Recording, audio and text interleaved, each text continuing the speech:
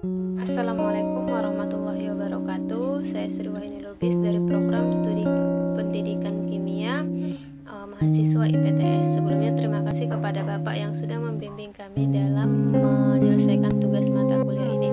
Baiklah, di sini saya akan menjelaskan mengenai sifat-sifat dari koloid.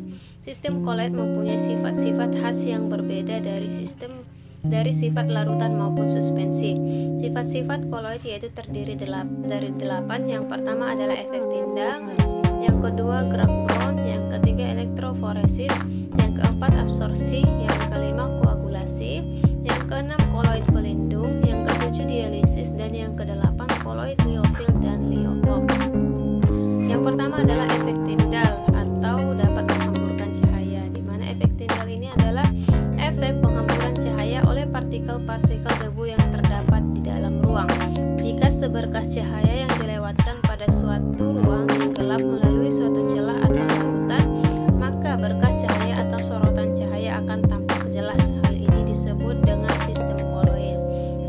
Ini adalah contoh dari percobaan yang telah dilakukan, yaitu di dalam dua jenis cairan. Yang pertama adalah larutan gula dan yang kedua adalah air santan kelapa. Di mana larutan ini itu diteruskan, yaitu larutan gula termasuk ke dalam dispersi halus, dan santan ini adalah contoh dari koloid. Dari percobaan yang dilakukan, ternyata larutan gula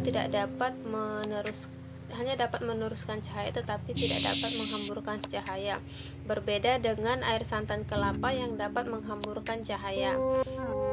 Oleh karena itu, efek tindal ini terjadi karena partikel koloid mempunyai ukuran cukup besar sehingga mampu menghamburkan cahaya, berbeda dengan larutan gula tadi yang memiliki partikel yang kecil sehingga hanya dapat meneruskan cahaya. Contohnya dalam kehidupan sehari-hari, efek tindal dapat kita amati yaitu pada bioskop. Jika ada asap yang mengepul, maka dari cahaya proyektor akan terlihat lebih terang. Kemudian di daerah berkabut, sorot lampu mobil terlihat lebih jelas. Kemudian sinar matahari yang masuk melewati celah ke dalam ruangan yang berdebu, maka partikel debu itu akan menghamburkan cahaya. Ini dapat kita lihat pada ventilasi rumah kita, juga dapat kita lihat misalnya pada pepohonan yang dapat menghamburkan cahaya. Jadi di udara tersebut ada partikel debu yang menghamburkan cahaya. Kemudian yang kedua adalah gerak Brown, ya, di mana partikel koloid senantiasa bergerak terus-menerus dengan gerakan patah-patah atau zigzag yang kemudian dikenal dengan gerak Brown. Penemu gerak Brown ini adalah Robert Brown. Gerak Brown ini pertama kali yaitu tadi dikemukakan oleh Robert Brown pada waktu mempelajari gerak serbuk tepung sari di atas air. Gerak Brown ini terjadi sebagai akibat tumbukan yang tidak seimbang dari molekul-molekul medium terhadap partikel koloid. Gerak Brown ini dapat menstabilkan koloid karena bergerak terus-menerus, maka gerakan itu dapat mengimbangi gravitasi sehingga koloid itu tidak akan mengendap. Kemudian sifat yang ketiga adalah sifat listrik atau elektroforesis. Partikel koloid dapat bergerak dalam medan listrik. Pergerakan inilah yang disebut elektroforesis.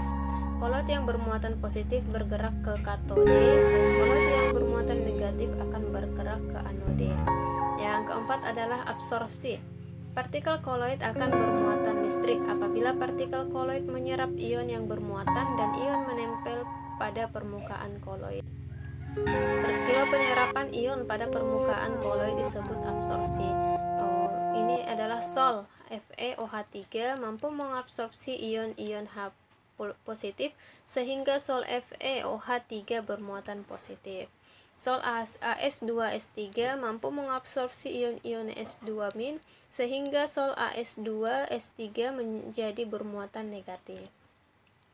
Sifat absorpsi dari partikel koloid dapat dimanfaatkan untuk penjernihan air, yaitu penambahan tawas pada air sungai akan membentuk koloid AlOH3 yang akan mengabsorpsi pengotor dalam air sehingga menggumpal dan mengendap sehingga air menjadi jernih.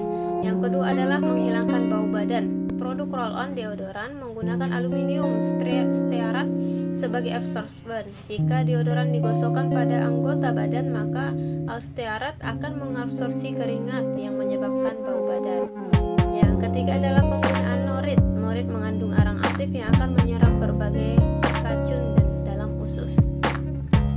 Yang ini tadi adalah contoh dari gambar deodoran tadi, dan ini adalah norit, obat diare. Yang kelima adalah koagulasi. Koagulasi adalah penggumpalan partikel koloid sehingga kestabilan sistem koloid menjadi hilang. Penyebab koagulasi pada sistem koloid yaitu antara lain karena pengaruh pemanasan, pendinginan, pencampuran elektrolit, elektroforesis yang berlangsung lama. Contoh koagulasi ini adalah juga kita amati, yaitu pada proses terjadi dalam kehidupan kita sehari-hari, yaitu dalam merebus telur mentah di dalam air, mendinginkan agar-agar menjadi panas, agar-agar panas itu maka dia nantinya akan menggumpal. Kemudian pembentukan delta di muara sungai, penjernihan air sungai, penggumpalan karet dalam latex, dan pengumpulan asap debu pabrik dengan pengendap. Yang keenam adalah koloid pelindung, di mana koloid pelindung ini adalah suatu sistem koloid yang ditambahkan pada koloid lain sehingga dihasilkan koloid yang stabil. Misalnya ini adalah pada pembuatan es krim. Agar dihasilkan es krim yang lembut perlu ditambahkan gelatin sebagai koloid pelindungnya. Yang ketujuh sifatnya adalah dialisis. Dialisis adalah suatu proses untuk menghilangkan ion-ion yang dapat mengganggu kestabilan koloid. Pada proses ini, sistem koloid yang berada dalam kantong koloid dimasukkan ke dalam bejana air mengalir. Kantong koloid terbuat dari selaput semi-permeable yang dapat dilewati oleh ion-ion tetapi tidak dapat dilewati oleh partikel koloid. Prinsip dialisis ini dapat digunakan dalam alat cuci darah bagi penderita gagal ginjal, di mana fungsi ginjal diganti dengan mesin dialisis. Yang kedelapan sifatnya adalah koloid liofil dan liofop. Koloid yang medium pendispersinya cair dibedakan atas dua jenis, yaitu koloid liofil dan koloid liofop. Koloid dengan medium pendispersi tadi yaitu koloid liofil adalah suka cairan, dan koloid liofop yaitu benci cairan. Jika medium pendispersinya air, maka dibedakan menjadi koloid hidrofil suka air dan koloid hidrofob yaitu benci air. Koloid liofil adalah koloid yang mempunyai daya tarik menarik yang cukup besar antara zat terdispersi dengan mediumnya. Koloid liofil lebih kental dan lebih stabil dari koloid liofop karena fase terdispersi dibungkus oleh mediumnya, sehingga terhindar dari pengelompokan atau koagulasi. Hal ini disebut solvatasi atau hidratasi. Koloid liofil bersifat reversibel karena apabila terjadi penggumpalan atau pengendapan dan endapan itu ditambah kembali koloid liofil. Yang kedua tadi koloid liofop adalah koloid yang gaya tarik menarik antara zat terdispersi dengan mediumnya tidak ada atau sangat lemah. Koloid liofop akan stabil apabila mengabsorsi suatu ion. Dan ini adalah tabel perbedaan antara koloid liofil dan liofop. Pada koloid liofil yaitu bersifat stabil atau mantap, sedangkan liofop kurang stabil. Yang kedua, gerak Brown dan efek Tyndall kurang jelas, sedangkan pada koloid liofop sangat jelas. Pada koloid liofil umumnya dibuat dengan cara dispers dan liofop umumnya dengan cara kondensasi. Yang keempat yaitu bersifat stabil dan yang pada koloid liofop kurang stabil. Yang kelima memiliki kekentalan tinggi dan sedangkan di liofop yaitu kekentalannya rendah.